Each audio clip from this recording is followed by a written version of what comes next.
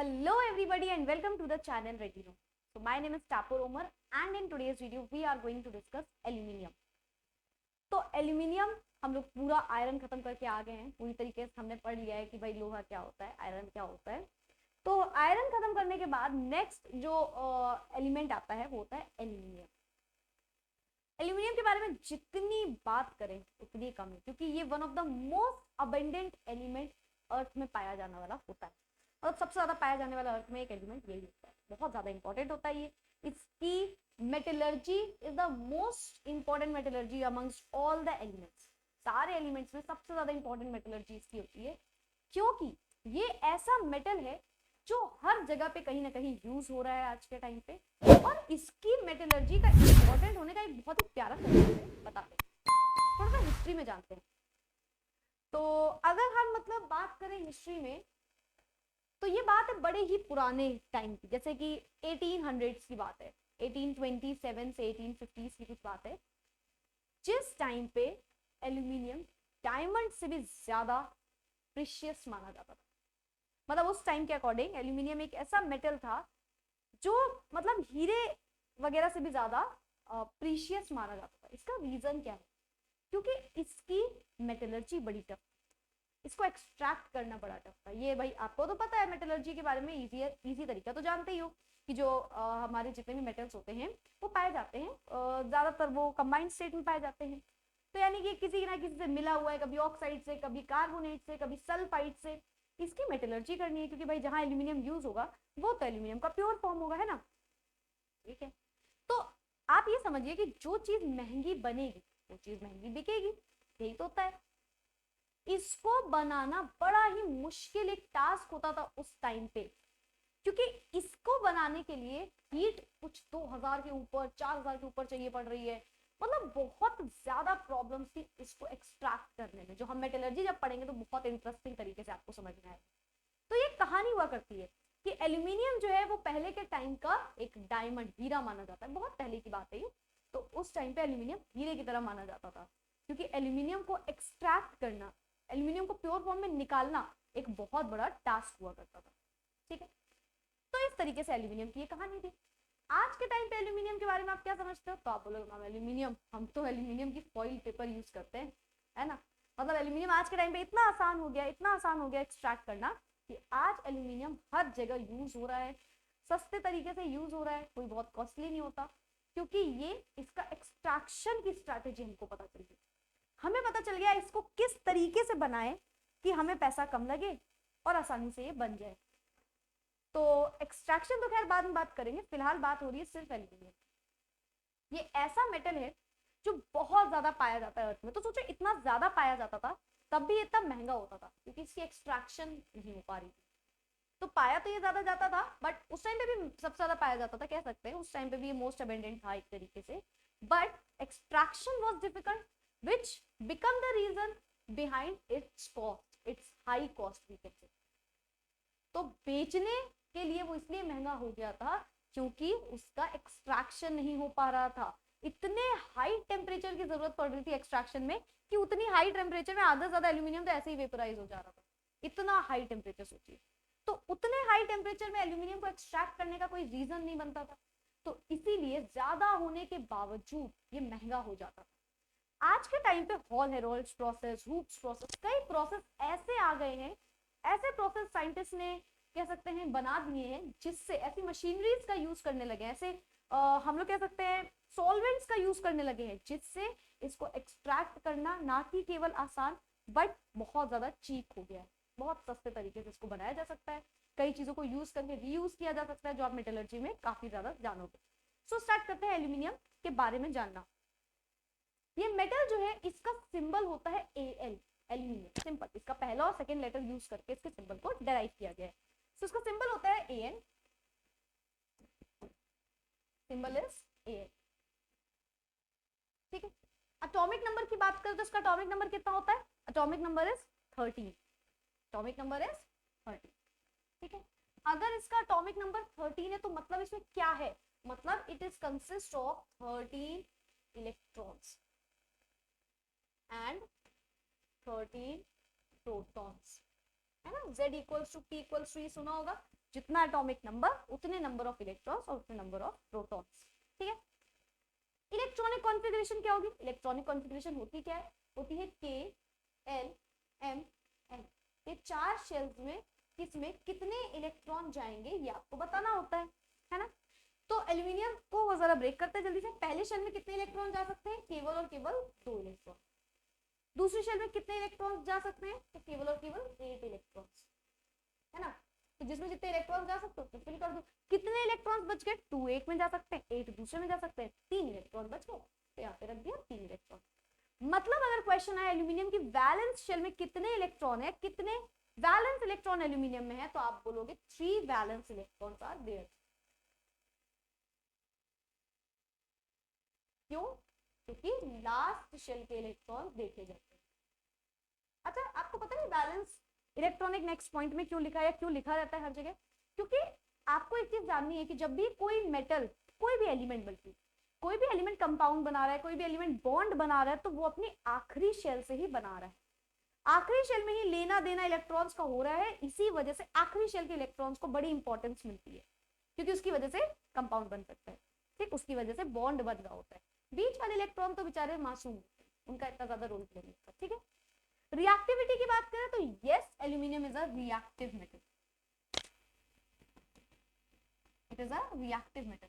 तभी तो ये पाया जाता है कंबाइंड स्टेट में, किसी ना किसी के साथ मिल जाता है, उसके साथ रिएक्ट कर जाता है, और उसके साथ रिएक्ट करने के बाद ये क्या करता है, ये एक कंपाउंड बना लेता है या अपनी ओर बना लेता है, जिससे हमें एल्यूमिनियम को निकालना होता है। तो हम उसको एल्यूमिनियम को एक्सट्रैक्ट करने के काम आते हैं। ठीक है, so take the screenshot if you want. As you can see here also it is written 13, it is the atomic number. अच्छा, एटॉमिक नंबर याद रखना कैसे लिखा जाता है। कोई भी मेटल है तो उसमें ऊपर आप लिखते हो उसका एटॉमिक नंबर, सॉरी ऊपर आप लिखते हो उसका Z और A, दो चीजें होती है। तो ये इस तरीके से लिखा जाता है कि ऊपर आप लिखते हो उसका मास नंबर, नीचे आप लिखते हो उसका एटॉमिक नंबर, ये दोनों चीजें याद रखना। अच्छा, मास नंबर से बात याद आई, इसका मास कितना होगा एल्यूमिनियम का? इसका मास अराउंड होता है 26 पॉइंट समथिंग। ठीक है, मास की आप बात करोगे तो इट इज अराउंड ऑलमोस्ट 26, ठीक है, पॉइंट समथिंग होता है, यू कैन से 26 कंसीडर कर सकते हैं। तो इसका मास होता है, कैसे पता चला? देखो, एटॉमिक नंबर को 2 से मल्टीप्लाई कर दो, मास निकल के आ जाता है। कुछ एक्सेप्शंस होते हैं, और जो एक्सेप्शन होंगे उसमें भी 1 या 0.2 0.5 का डिफरेंस आता है। ठीक है, फिलहाल इसमें ये रहेगा। चलो आते हैं नेक्स्ट स्लाइड पे, which is occurrence of aluminium. Aluminium कैसे पाया जाता है? भाई कैसे पाया जाएगा ये पता होगा तो हम तभी तो बोलेंगे कि इसको एक्सट्रैक्ट करना है या नहीं। फ्री स्टेट में पाया जाएगा तो एक्सट्रैक्शन बड़ा आसान तरीके से होगा, है ना, लेकिन ये पाया जाता है कंबाइंड स्टेट में। Aluminium comes third amongst the most abundant elements in the nature. आप बोलोगे मैम आपने हमको उल्लू बना दिया ना, आप पिछले वीडियो से पढ़ाती आ रही हैं कि एल्यूमिनियम जो है वो ज्यादा अबंडेंट होता है, और यहाँ पे तो लिखा है ये थर्ड नंबर पे आ रहा है। ये नेचर की बात कर रहे हैं, पूरे नेचर में एल्यूमिनियम थर्ड नंबर पे पाया जाता है, पूरे नेचर में। अर्थ क्रस्ट में aluminium is the most abundant element, but aluminium is the most abundant metal, सबसे ज्यादा पाया जाने वाला मेटल है अर्थ क्रस्ट में। क्लियर है? तो अगर हम अर्थ क्रस्ट की बात करेंगे तो aluminium is the most abundant element, and in nature it is in the third position. उसमें क्योंकि ऑक्सीजन आ जाती है, कार्बन डाइऑक्साइड आ जाती है, there are so many gases also present in it, right, और you can say metals present in it, और you can say elements present in it, right.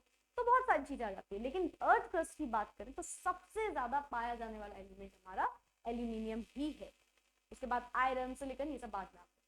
ठीक है, हेंस, अच्छा कहां तक हो गया? हाँ, it is a reactive metal. जैसे मैंने आपको बताया ये बहुत ज्यादा रिएक्टिव मेटल होता है। तो रिएक्टिव मेटल से हमें क्या पता चला? रिएक्टिव मेटल से हमें पता चला कि ये कैसे पाया जाता है, कंबाइंड स्टेट, है ना। रिएक्टिव है, आसपास की चीजों से रिएक्ट कर जाएगा, और रिएक्ट कर जाएगा तो कंबाइंड स्टेट में आ जाएगा। Hence, it does not occur in native or free in nature. Nature में पाया ही नहीं जाएगा अकेला, क्योंकि किसी ना किसी के साथ कंबाइन हो जाएगा। In combined state, it is widely distributed in nature in the form of compounds. बहुत सारे तरीके से इसके कंपाउंड्स पाए जाते हैं, जैसे कि एल्यूमिनियम की ऑक्साइड, एल्यूमिनियम की यू कैन से सोडियम एल्यूमिनेट पाया जाता है, कई तरीके से पाया जाता है, लेकिन कंबाइंड स्टेट में पाया जाता है। इसको फ्री स्टेट में पाना बड़ा मुश्किल है, क्योंकि फ्री स्टेट में नहीं अकर करता है। कंबाइंड स्टेट में इसके जो कंपाउंड्स है वो बहुत ज्यादा अर्थ में पाए जाते हैं। ठीक है, take the screenshot of this slide.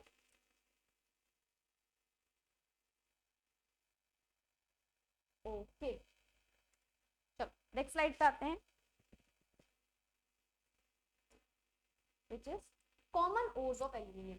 तो अब भाई ऑब्वियस सी बात है, अगर ये पाया ही नहीं जाता आपके उसमें फ्री स्टेट में, तो हम क्या बोलेंगे, ये पाया जाता है कंबाइंड स्टेट में। और जब ये कंबाइंड स्टेट में पाया जाएगा तो इसकी कुछ ना कुछ हमको ओर्स मिल जाएंगे। अच्छा, ओर का मतलब तो आप सब जानते ही होंगे। ओर का मतलब क्या होता है, वो मिनरल ऐसा वाला मिनरल ऐसा ओर ऐसा मिनरल होता है जिससे हम मेटल को एक्सट्रैक्ट कर सकते हैं इजीली, चीपली, बेनिफिशियली, है ना, जिससे मेटल को एक्सट्रैक्ट करना बड़ा आसान हो जाता है। तो इसकी 4 ओर पाई जाती है। First ore is cryolite, which is again very important, which is Na3AlF6। ये नाम याद रखिएगा, इसके एक्सट्रैक्शन में भी एक बार यूज होगा, ठीक है, Na3AlF6। नेक्स्ट इज कॉन्डम, जो पाया जाता है किसमें, Al2O3 के फॉर्म में, ठीक है। नेक्स्ट इज Al2O3.2H2, सॉरी, ठीक है। Next one is bauxite. Bauxite बड़ी इंपॉर्टेंट हो रहा है, बताते हैं। बॉक्साइट का फॉर्मूला होता है Al2O3.2H2O, यहाँ पे गलती से लिख दिया मैंने, हाँ, Al2O3.2H2। नेक्स्ट इज फेल्सपर, जिसको फेल्सपर भी बोलते हैं, डी भी आ जाता है कई बार। इसका फॉर्मूला होता है KAlSi3O, ठीक है। तो ये सारी चीजें आप देख लीजिए, ये एल्यूमिनियम की पाई जाने वाली ओर है, ये एल्यूमिनियम की पाई जाने वाली ओर है। सबसे पहले आता है आपका क्रायोलाइट। क्रायोलाइट होता है Na3AlF6, जिसको आप सोडियम एल्यूमिनेट के नाम से भी कई बार जानोगे। नेक्स्ट इज कोरंडम, जो पाया जाता है Al2O3 में। ये क्या है, ये एनहाइड्रस है, एनहाइड्रस एल्यूमिनियम ऑक्साइड, ठीक है। यही हाइड्राइड पाया जाएगा तो हाइड्राइड में बॉक्साइड आ जाएगा, हाइड्राइड ऑफ एल्यूमिनियम, ठीक है, सिंपल मैंने लिख दिया। तो बॉक्साइड की अगर आप बात करोगे तो बॉक्साइड होता है Al2O3.2H2O। कॉरंडम की बात करोगे तो होता है Al2O3, और अगर फेल्सपर या फेल्सपर जो भी प्रोनाउंसिएट करो तो वो होता है KAlSi3O। क्वेश्चन इज, इनमें से सबसे इंपॉर्टेंट कौन है? सब में आप जानते हो ना किससे आप मेटल को एक्सट्रैक्ट कर रहे हो, तो सबसे इंपॉर्टेंट ओर जो होती है एल्यूमिनियम की वो होती है bauxite. This is the most important ore of aluminium. Reason, क्योंकि इसी से एल्यूमिनियम जो है वो एक्सट्रैक्ट किया जाता है। एल्यूमिनियम को इससे, देखो सबसे एल्यूमिनियम निकल सकता है, ये कंफ्यूजन में मत रहना कि ये मोस्ट इंपॉर्टेंट है तो इससे केवल निकलता है, नहीं, it can be extracted from all these 4 ores, but profitably इसी से निकलेगा, इजिली, प्रॉफिटेबली ये इसी से निकलेगा, ठीक है। तो इसको इससे एक्सट्रैक्ट करना आसान होता है और बहुत ही ज्यादा प्रॉफिटेबल होता है, ठीक है। एक स्क्रीनशॉट ऑफ दिस। तो और याद रखिएगा bauxite, bauxite is the most important ore of aluminium, okay. Aluminium in India, थोड़ा सा इंडिया की बात करते हैं कि किस तरीके से इंडिया में एल्यूमिनियम पाया जाता है, which is a kind of a, just you can understand this, ठीक है, बस समझना है, सुनना है। So in India, Hindustan aluminium corporation, ये नाम है, Hindustan aluminium corporation, the Indian aluminium company and the Bharat aluminium corporation produce aluminium from bauxite. तो 3 आप कह सकते हो कॉर्पोरेशन हैं जिनमें एल्यूमिनियम का एक्सट्रैक्शन किया जाता है। कौन कौन सा? First one is Hindustan aluminium corporation, second one is Indian aluminium corporation and the third one is Bharat aluminium corporation. यहाँ पे एल्यूमिनियम का एक्सट्रैक्शन किया जाता है। As on 2000, India's bauxite reserve was estimated to be around 3.076 million tons, which is 84% of which of metallurgical grade. बहुत ज्यादा amount में iron और एल्यूमिनियम बहुत ज्यादा अमाउंट में एक्सट्रैक्ट किया भी जाता है, क्योंकि जरूरत ही इतनी पड़ती है। आप कहीं भी आसपास देखो कितनी चीजें एल्यूमिनियम की यूज हो रही है, कितनी चीजें आयरन की, कॉपर की, कहाँ कहाँ ये चीजें यूज हो रही है हम अंदाजा भी नहीं लगा सकते, है ना। बहुत जगह पे इनका यूज होता है, बहुत वास्ट यूज होता है ना। तो इसी वजह से ये कई ज्यादा प्रोड्यूस भी किए जाते हैं। Odisha, Andhra Pradesh, Jharkhand, Chhattisgarh and Gujarat are among the states where bauxite deposits are located. तो बॉक्साइट डिपॉजिट यहाँ पे लोकेट किया जाता है। तो बॉक्साइट से ही आप देख सकते हो एक्सट्रैक्ट करते हैं। In 2010 and 11 India's aluminum production touched 16.2 lakh 9 lakh tons. बहुत बड़ा, मतलब बहुत ज्यादा आप कह सकते हो हाई रेंज है ये एल्यूमिनियम की। 2010-2011 में जो एल्यूमिनियम प्रोडक्शन हुई थी उसने अराउंड 16 लाख टन्स को टच किया था, more than this in fact 16 lakh tons को मतलब इसने टच किया था, क्योंकि ये हर जगह आजकल यूज हो रहा है। ठीक है, so take the screenshot of this.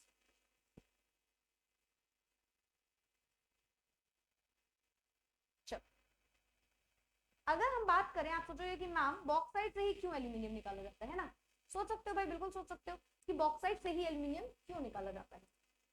तो एक्चुअली में होता क्या है, ये तो आप सब समझ गए, हाँ भाई प्रॉफिटेबली और इजी, लेकिन एक चीज और याद रखना कि ये जो बॉक्साइट होता है इसमें अराउंड 60% एल्यूमिनियम पाया जाता है। इसके अंदर 60% ऑफ बॉक्साइट इज एल्यूमिनियम। बाकी सब में ऐसा रेशियो, ऐसा परसेंटेज नहीं दिखता है, बाकी सब में इन सब का परसेंटेज कम हो जाता है। लेकिन अगर बात करते हैं बॉक्साइट की, तो 60% एल्यूमिनियम है और कुछ इंप्योरिटीज हैं, कुछ एक्स्ट्रा ऑक्साइड्स वगैरह हैं जिसको हटाना होता है, तो एल्यूमिनियम यहाँ से निकालना बड़ा आसान होता है। Clear? So that's it for today. अब मिलते हैं नेक्स्ट वीडियो में, जिसमें बड़ी इंपॉर्टेंट बात करेंगे, जिसमें हम स्टार्ट करेंगे एक्सट्रैक्शन ऑफ एल्यूमिनियम। देखो एल्यूमिनियम की जो मेटलर्जी होती है, मैं अभी भी बोल रही हूँ, ये बोर्ड के पॉइंट ऑफ व्यू से भी बहुत ज्यादा इंपॉर्टेंट होती है, ये कंपटीशन के पॉइंट ऑफ व्यू से इंपॉर्टेंट होती है, क्योंकि इसका रीजन ये है, aluminium as you can understand, इतनी देर में आप क्या समझो कि एल्यूमिनियम सबसे ज्यादा पाया जाने वाला भाई एक एलिमेंट होता है, राइट? अगर इसका इतना ज्यादा यूज हो रहा है, इतनी ज्यादा इसकी प्रोडक्शन हो रही है, मतलब इसका कुछ इंपॉर्टेंस है। ठीक, तो इसके इंपॉर्टेंस के लिए आपको ये चीज पढ़नी पड़ जाती है। इसके हर एक स्टेजेस, इसकी जितनी भी स्टेप्स होंगे मेटलर्जी में, you have to remember them all, आपको बहुत अच्छे से याद करना है। और एक मेरा ओपिनियन है कि अगर आप उसको एक्सट्रैक्शन को पढ़ रहे हो तो थोड़ा सा पहले मेटलर्जी पढ़ लेना। मेटलर्जी के कई वीडियोस मैंने बनाए हैं, आप मेटलर्जी की एक बेसिक चीज पढ़ लेना कि क्या प्रोसेस होते हैं, क्या स्टेप्स होते हैं, तो आपको एक इंटरेस्ट जो है ना वो बूस्टअप हो जाएगा। ठीक है, so that's it for today. अब मिलते हैं नेक्स्ट वीडियो में। Bye bye, take care, keep studying.